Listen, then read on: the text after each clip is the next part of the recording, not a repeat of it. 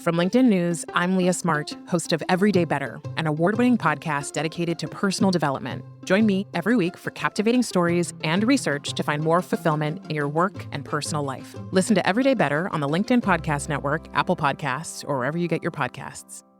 Break language barriers instantly by translating up to 44 languages in real time with the HP AI PC, powered by the Intel Core Ultra processor. With the right tools, work doesn't have to feel like work.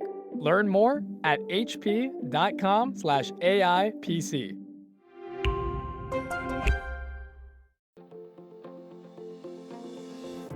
Hello, my friend, and welcome to another exciting episode of Negotiate Anything. Thanks for joining us today. With over 10 million downloads and listeners from more than 180 different countries, it's dedicated listeners just like you who have made Negotiate Anything the #1 negotiation podcast in the world. I'm your host, Kwame Christian. I'm a business lawyer, mediator, author, and the proud CEO of the American Negotiation Institute. Now, before we get into today's insightful conversation, I have a golden opportunity for those of you who recognize the power of negotiation in your professional lives. Have you ever found yourself wishing that you could navigate those high-stakes conversations with more confidence? Or perhaps you're looking to empower your team with the art of persuasion and conflict resolution.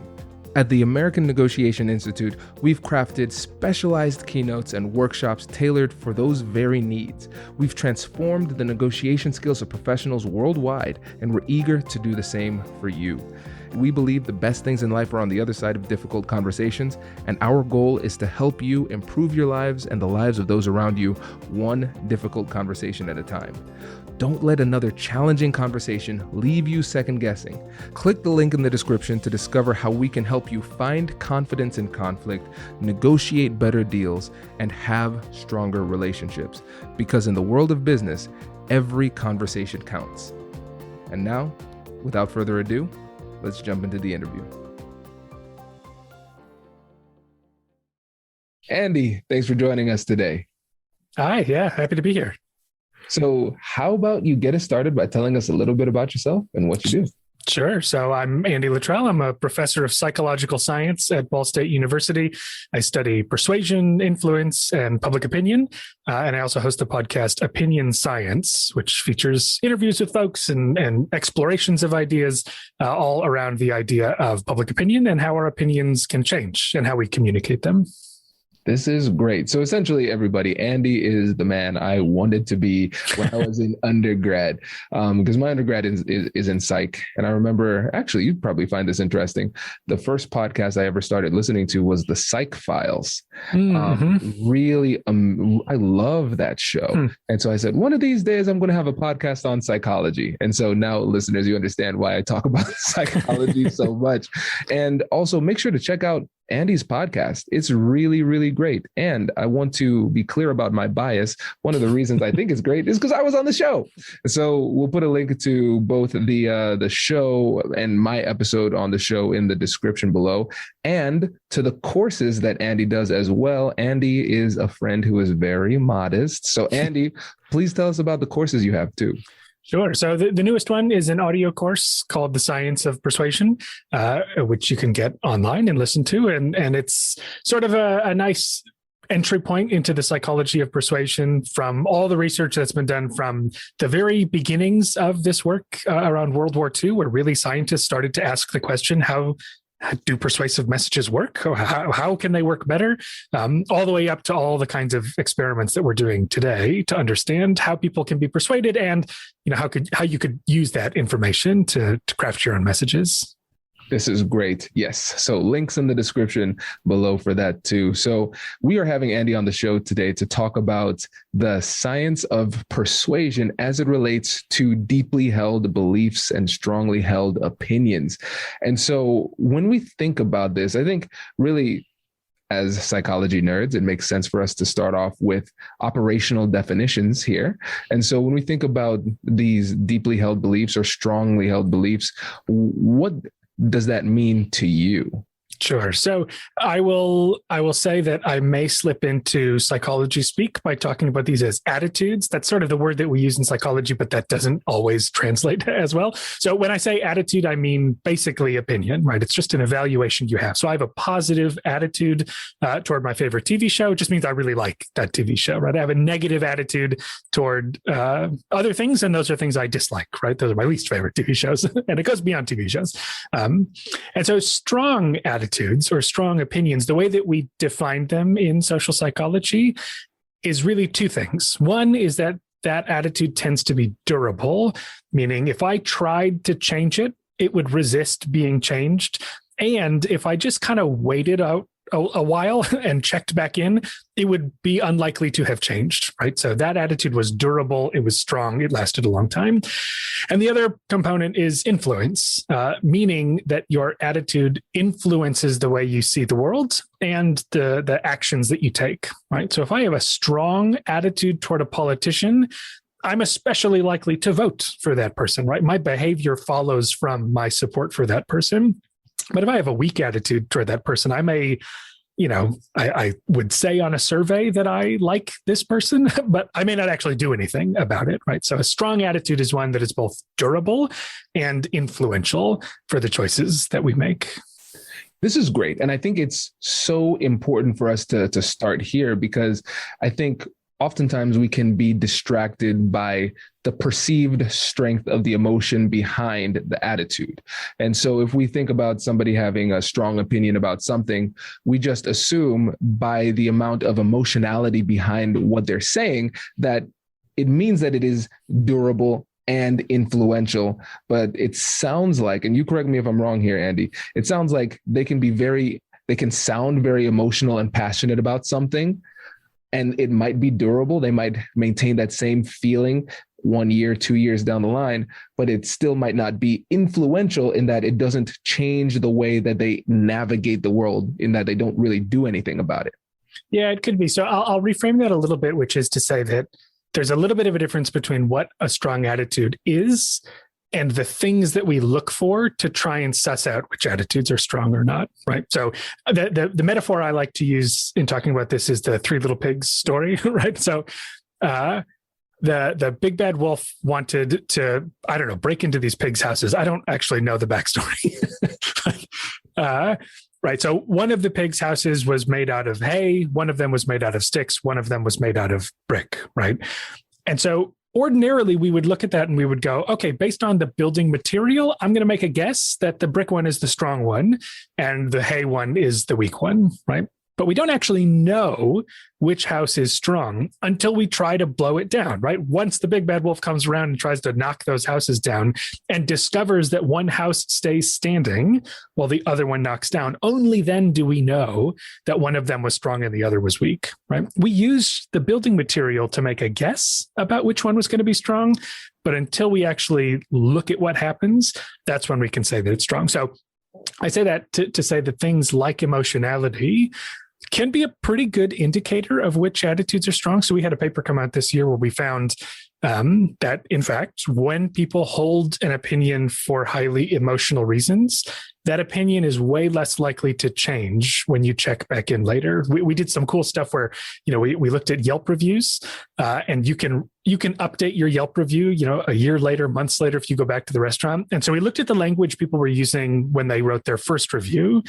And then we saw, did their summary rating of that place change even a year later? And we found that the more emotional people's first review was, the less likely their review was to change later, right? And we have this in surveys as well. So emotionality in this example is kind of like the building material of the house, right? I can look at how emotional you are and make a fairly good guess that your opinion is going to be strong. But it's not until I check back in a year later or try deliberately to change that opinion that I'll actually know if it's strong, right? So it's one of those things that sounds like a very fine distinction, but theoretically it does mean something, right? Because those indicators of strength don't always perfectly predict strength. Absolutely. Yeah, that makes a lot of sense. And I think it's really important. Essentially, what it is, again, thinking like a scientist, we are generating a hypothesis based on what we observe. Okay, I see a high level of emotionality. I'm pretty sure that this is a durable, strong attitude. But until I test it, I can't be actually sure. And so it's the big bad wolf trying to blow down the house. Okay, this opinion didn't change. This is a durable opinion. This is a strong opinion. Mm-hmm. And I'll give another example too from other work that my lab has done, which is probably the indicator of a strong opinion that people look to the most is confidence. So when people say, I'm sure this is the best movie I've ever seen, that sure seems like a strong opinion, right? Strong meaning that's probably going to be hard to change in that person, right? And that person's probably going to go back to the theater and see it again, right? Their behavior follows from it because they say, I'm sure, I'm confident, I'm certain.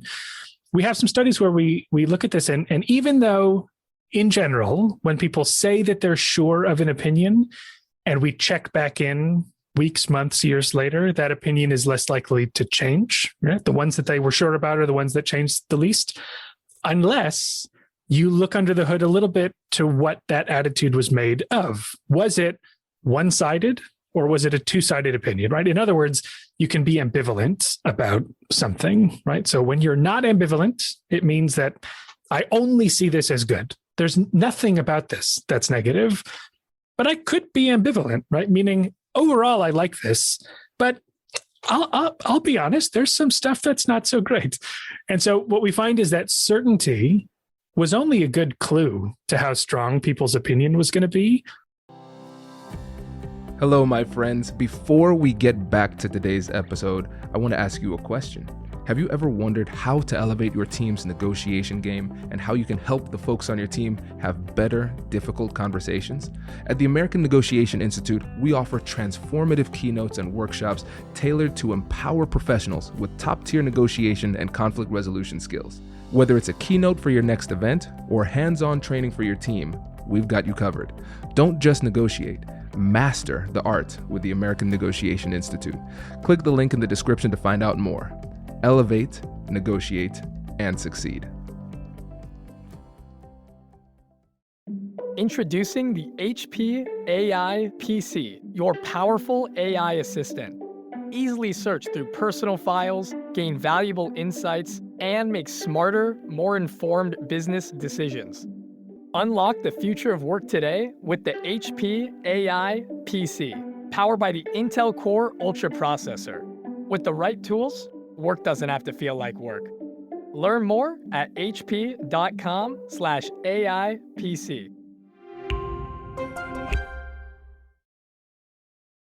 So long as they were not also ambivalent about it, right? If they were, certainty suddenly sometimes predicted more change, right? It's the confident attitudes that were the weakest if they were confident in an ambivalent attitude, right? So again, this is a little technical, but it just makes the point that you'd think certainty is a shoo-in, right? You'd go, that's the thing that's going to tell me how strong this opinion is. And yet, just like a brick facade could deceive you, and that actually is a weak building, a confident attitude might actually be weak under some circumstances. This is fascinating, especially when you think about changing beliefs and behavior, because everybody listening to the podcast, Negotiate Anything, we're talking about how to change hearts and minds, how to change behavior, attitudes, beliefs, those type of things. I want to persuade you. And a lot of times what ends up happening is we see a level of confidence in somebody else, and that in turn has an impact on us. And so we say, they seem incredibly confident in the way that they are approaching this. And they might be, I might say they are so confident, in fact, that I'm not going to try, or I'm not going to try my hardest. So we're not as persistent in trying to change that attitude or belief, when in fact, that confidence is not the only indicator of how difficult it will be to change that attitude or belief. Mm-hmm. Yeah.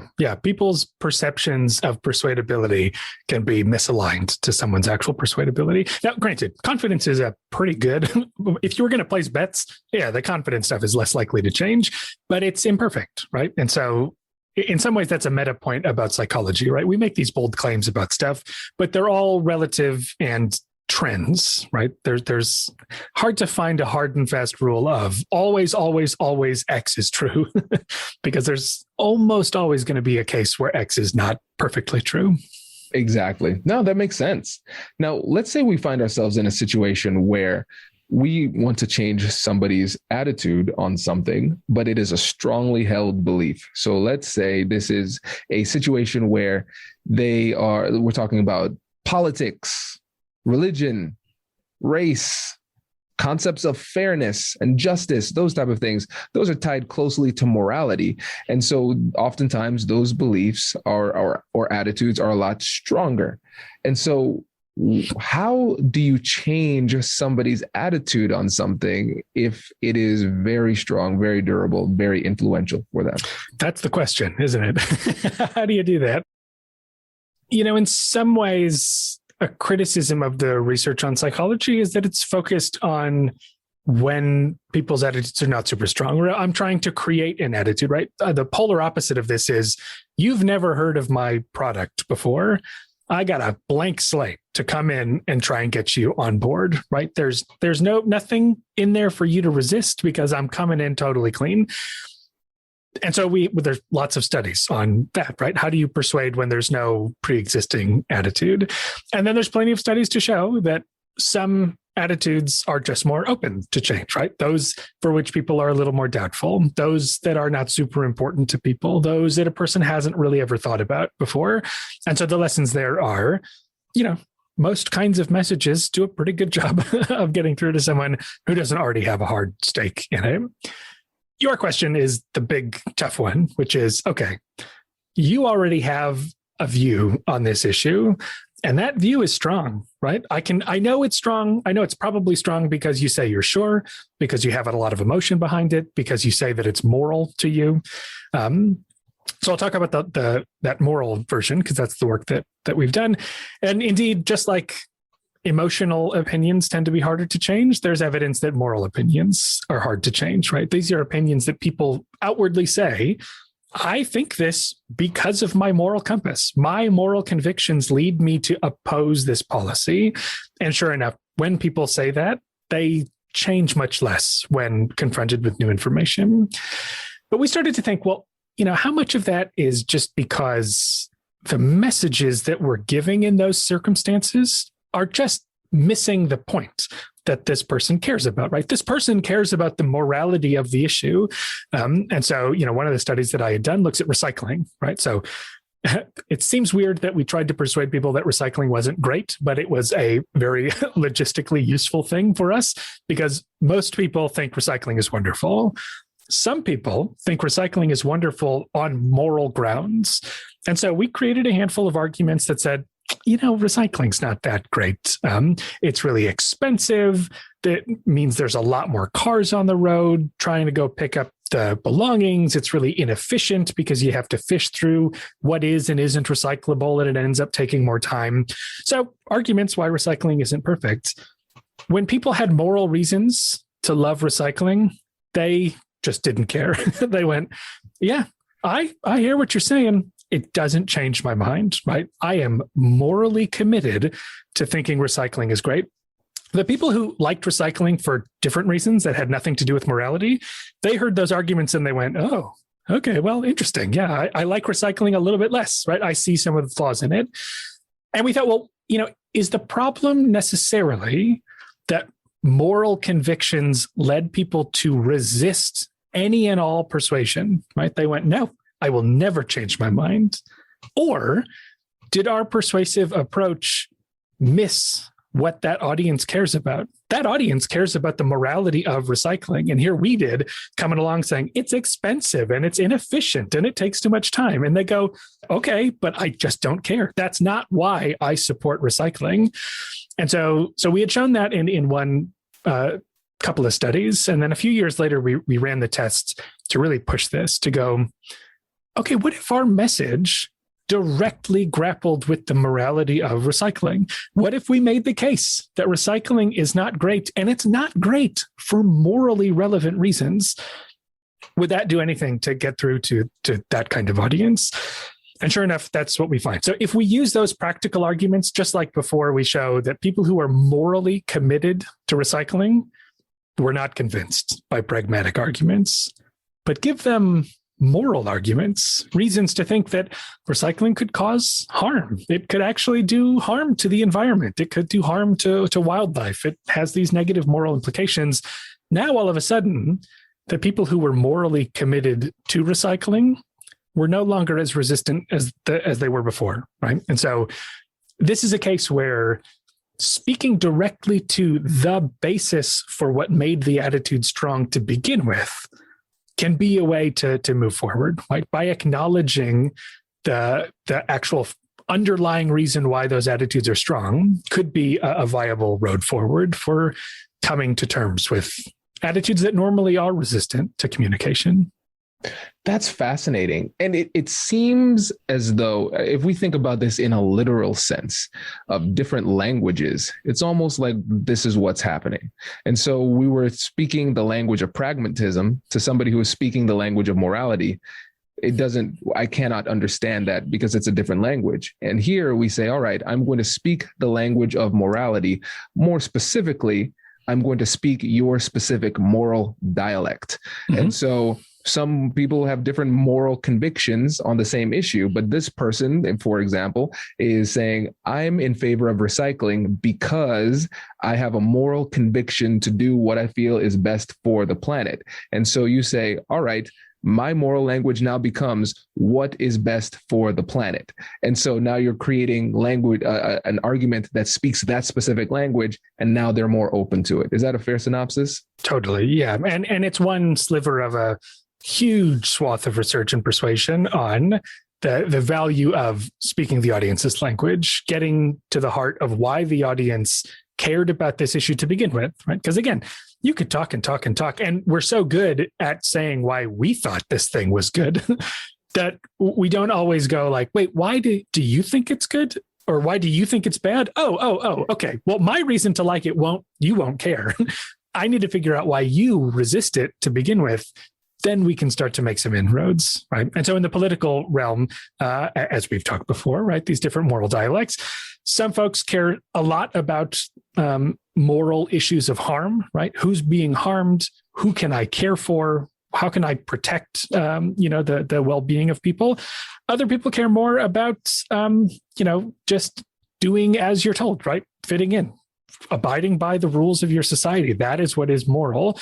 And so those two perspectives can be at odds with each other until you take a second to go, oh, wait a minute. Yeah, your moral compass can be different from mine, and we'll never get anywhere until I acknowledge that.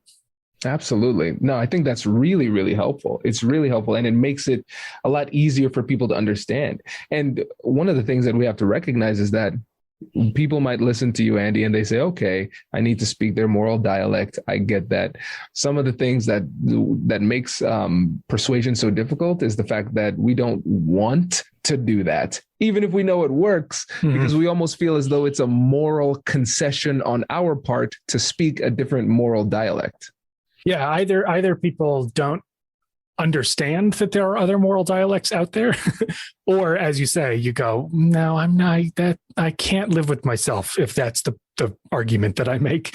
And as hard as it was to try to convince people that recycling was bad, it's another thing even to do that with arguments that you go like, that doesn't even make any sense to me, but it's going to make sense to someone else, right? And I've talked with students about this too before, which is like, especially when you think about diversity and inclusion type things, and like, how do we get people to get on board with programs that are going to even the playing field, acknowledge historical disparities?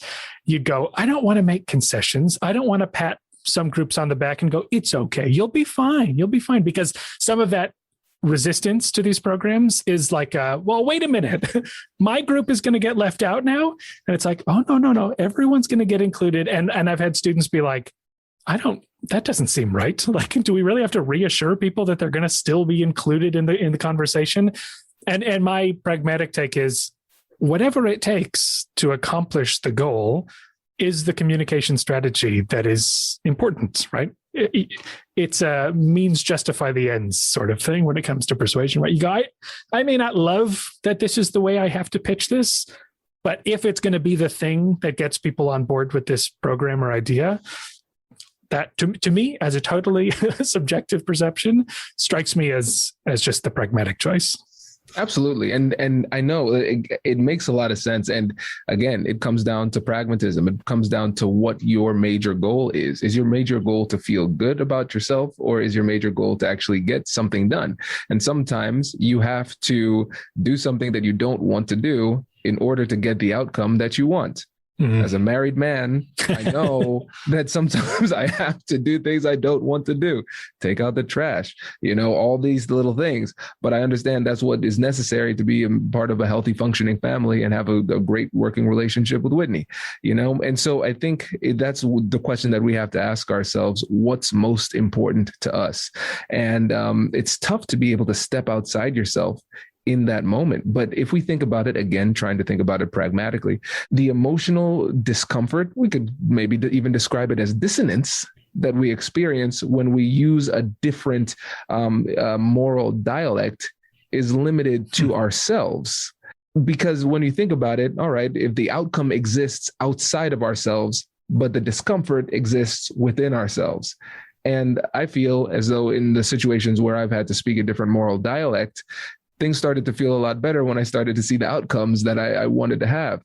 And so I want you to speak to the idea of dissonance and whether or not you think that's an appropriate term to describe it. What do you think? Because I have never once thought of it that way, and we are beta testing this as we sure.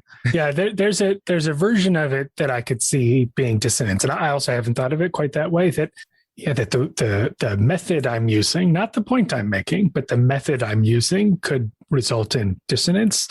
It's a testable question. I don't know if we know that. I mean, I've got some evidence from some studies that we're still working on, which I think are interesting and potentially relevant, which are so just to backtrack, there's a long history of research showing that we like people more if they like the same things that we like, right? So if we share our opinions, we'll get along fabulously. If we have the same taste in movies, we get along really well.